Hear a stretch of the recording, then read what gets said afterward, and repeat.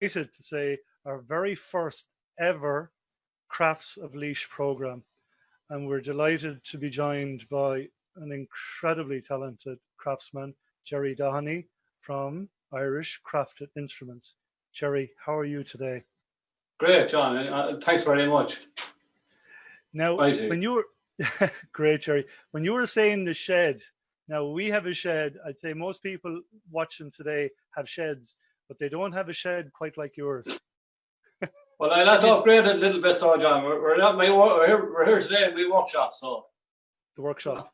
It sounds great, doesn't it? It sounds a lot better. It does, yeah. So I just wanted to take an opportunity, I suppose, to catch up with people that I haven't seen for a while with the COVID and all of that, especially the musicians that we play with above here in Rathneska and the people that come here to get bits of repairs and stuff done. And just to show you a few new projects I've been working on and introduce you to a few instruments that I built already in the past, you know. So I'll start off with this is a fiddle here I made a couple of years ago and a few since, and it's a normal standard 4/4 fiddle made of maple and willow, and as you can see, the fine instrument. So we'll have to get an expert to show you a tune on that one of the weeks, you know. So and here's a fiddle that's in progress at the moment, you know. So this is made slightly different. So I'm just changing from the traditional wood to using a poplar top on it. Normally spruce, you know, but it's hard to get a good quality spruce, not running anyone down. But I just want to use poplar on this one just to get the sound variance and see what it looks like. So that's that project completed and in progress. I have my banjo here. This is the banjo I play myself, and we played this in Manny's, I suppose, a group session and a competition with the local Kyotos, and done very well, mind you. You know, so that's my own banjo I play. So before the end of the show, I'll give you a bit of a twist on that and show you how that sounds in reality. I have a few new projects going on at the moment, and one is it's called an F5 mandolin, F5 lower mandolin. So this is just in parts at the moment, where I'm just carving it at the moment. So I carve most of my deep and heavy work on the CNC machine and get down to the minor stuff, the small stuff then with the chisels and the files, etc.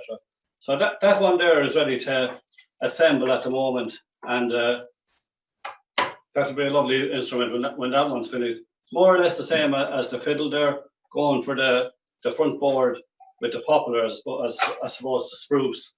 So just to find out what the different woods sound like, you know, just because they do have different sounds. Different woods have different sounds, and you'd be surprised with the tone that you get from the different woods, you know. So that's and I also have a couple of other small projects that I work on here as well, and they are just house signs here. If you can see that one there, Rose Cottage. That's just basically outside your front door. That's a sign that somebody will have in their house, and that's just a little something for somebody's workshop or outside the workshop. Little 3D carving, you know, and a gate sign then as well. You know, that's just a nice gate sign there. Somebody would have put up in their yard, you know, a stable or a workshop or whatever. Same thing. Get a different carving, a different name, and that'll be that, you know. So that's that. I also do a bit of restoration work here, and beside me here is a harp that was made in London over 220 years ago. So I'm working on that here now at the moment, and I just turned the camera slightly just to give you a look at it. So there it is there, over 200 years old, this one. It's taken a bit of work to get it back to where it needs to be, and still a bit of work to do. There's the sound box at the back of it. It's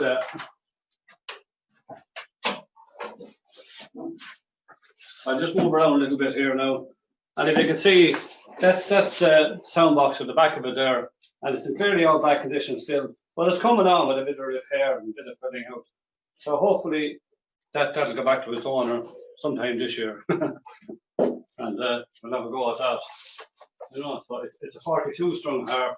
It's all brass and gold leaf and everything like that. So it's quite a bit of work there to get that back to where it has to be.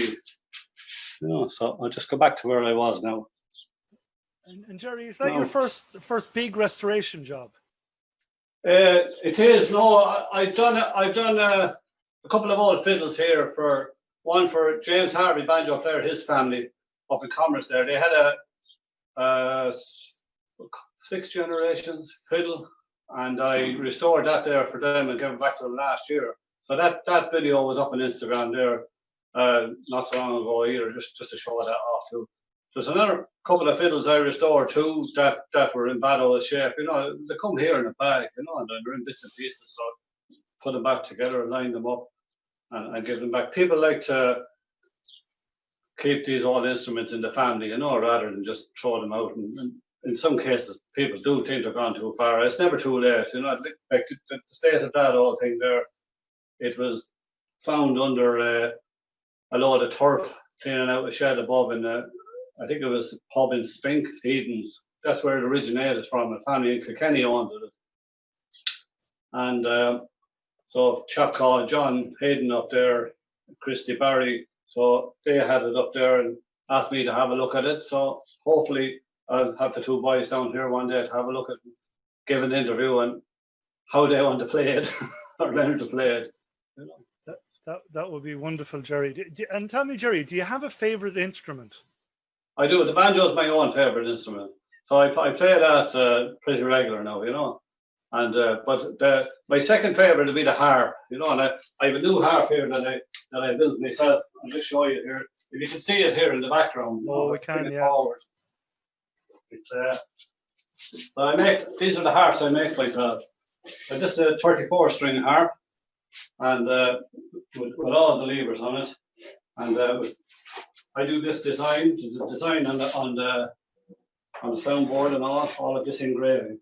So that most of the work on that is hand carved on that harp. I have 3 of those at the moment that are made, and a few gone out also. So that's the harp. If you look at the back of it there, you can see there's good deep. This is popular wood too as well, and the sound, if you hear the echo on that there, so it's but there's a good sound on that, you know. So I am actually learning to play this one at the moment, play a few tunes on. You know. Brilliant, Gerry. That back there. And Gerry, did you start out on the banjo? I did. I started off. I actually had a banjo. I had a banjo that wasn't very good. I don't know whether it was me or it wasn't very good, but neither of the two. So I took it apart and done a bit of research on it and upped the ante a bit on it, and it worked very well after that. So I decided then, well, I'll make a new one for myself, and I did. And I improved on that in time, and it got better and better. So it's at a stage where it is now, and I like the sound of it, and it's easy to handle. The neck is just nice, and you know, there's nice narrow neck on it, professional neck, and it's good to play on. There are a few owners around Laois have my banjos now, and they're very impressed. They like the banjos, you know. So. Yeah, it's great to see you have a lot of local customers, Gerry. Oh, there's a few around, yeah, and it's a good crack, you know. So you get a bit of complaints sometimes; they're a bit loud when you're playing with other musicians. But you know, that's the banjo. You know, it's loud, can't be helped. Yeah. And tell me, when you started off, did you start off learning the banjo with Rataneska Kjoltas? I did. I turned up there with my banjo to learn, and suddenly found out I couldn't hear it. so I had to develop it further from there, you know. When you mean that, when you say like you couldn't hear it, what do you mean? Well, the banjo has a tone ring on the inside of it there. You can see that silver circle there, and what that does, it throws the sound out. The particular banjo I purchased at the time didn't have, let's say, the good drive in it that you would see in a very expensive banjo, you know. So I had to bring mine up to that standard, and it's very good now. So again, if you listen to that there, you'll see a lovely tone out of it, you know. And that's it, you know. So I'm looking forward to playing a few tunes on that later on now before it closes up, you know. Well, God, we're looking forward to it too. To give you an idea, what's in the make of this banjo, you know. Brilliant, Gerry. If anyone wants to play along, I'm going to play a jig called My Darling Asleep. And I'm also going to play another one called Crane's Fiddle, it's called. So, two nice little jigs, nice and handy, you know. We better make sure it's in tune first of all, you know. Just to mention before I start playing, anybody that does have an instrument and they're having a bit of trouble with it, or they've got an old instrument that they want to get back together, just give us a shout here, or send us an email or a PM, and we'll have a look at it and get back up and running. You know, it's nice to play a bit of music. You know. Right. So here we go. My darling asleep in Crane's Fiddle. Nice and handy. If anyone wants to play along, play along.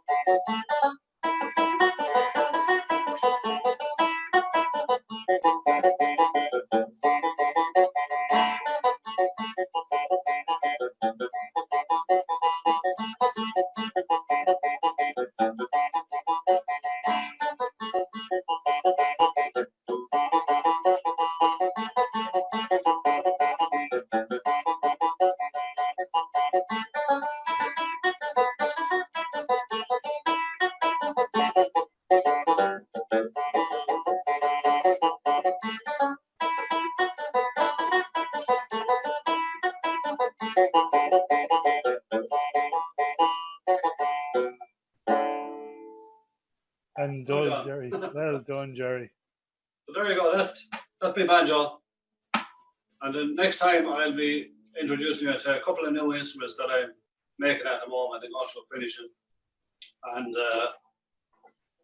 a few other new projects. Hopefully the restoration of this big harp will be well underway then as well. So, in other words, Gerry, you're promising all our viewers that in 2 weeks' time, when we come back to the workshop, you'll have a few surprises for us. I will actually, a few nice surprises, yeah. Brilliant, something nice to look forward to, you know. Brilliant. But Gerry, look, thanks for taking the time out, because I know between work and your passion there, and it is obviously a passion for you. Yeah, you're great to take the time out. Like you're multi-skilled and multi-talented. So thanks for that, for your time. We're looking forward to talking to you again in a fortnight's time. And sure, okay, John. We'll await all the surprises you have for us. So I might sneak a few previews up on Facebook between this and then. Yeah, please, Gerry. And of course, blame me now. I let the cat out of the bag. Blame me. I will when I asked him, I'd say John told me to ask you. Basically, blame me. Blame the lad with the microphone. I will, of course. All right, Gerry. Here, have a great day. You too. Thanks very much for having me. All the best for now. And before I forget, hello to Esther. Bumped into Esther there at the Farmers Market in Portlaoise today. One of our biggest fans. And of course, You're related, aren't you? Oh, well, Esther, my sister, and I just want to say a big thank you to anyone who did look in, especially family members, just to say thanks and for looking in and liking the page and all of that good stuff. And if you do want anything with repairs or instruments tidied up or anything, just send me a PM or a message on Facebook, and we'll see what we can do to have a look at it and get it fixed. Brilliant. And Gerry, we have your website up on the screen as well. Thanks very much for that. Yeah, brilliant. So you'll forgive me for letting the cat out of the bag. I will, John. Just this time, but only once. Brilliant, Gerry. Thanks. I'm on a warning now. I better be careful. Good luck. Where's the wooden spoon, Gerry? There it is. Look, I don't use a spoon here. You know, the handle of the fiddle. Brilliant, Gerry. Great, Gerry. Here, looking forward to meeting again and chatting again in a fortnight's time. Right. Thanks, John. Good luck. See you later, Gerry. Bye.